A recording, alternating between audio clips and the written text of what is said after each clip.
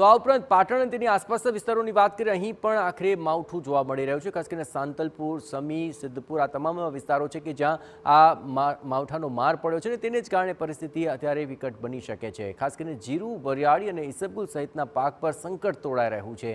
ખેડૂતો પર આ ચિંતાના વાદળ છવાયા હોય તેવો ઘાટ ઘડાયો છે, કારણ કે આ વિસ્તારની અંદર રવિ પાકનું વાવેતર મોટા પ્રમાણમાં થયું છે અને એ વખતે જો માવઠાનો માર પડે છે તો ખાસ કરીને જીરુના પાકમાં સૌથી મોટો ફટકો પડી શકે છે. ઈસબગુલ અને વરિયાળીના પાક પણ ઊભો છે અને તેમાં જો વરસાદી પાણી અડી જાય તો આખરે ખેડૂતોને મોટું નુકસાન ઉઠાવવાનો વારો આવી શકે છે.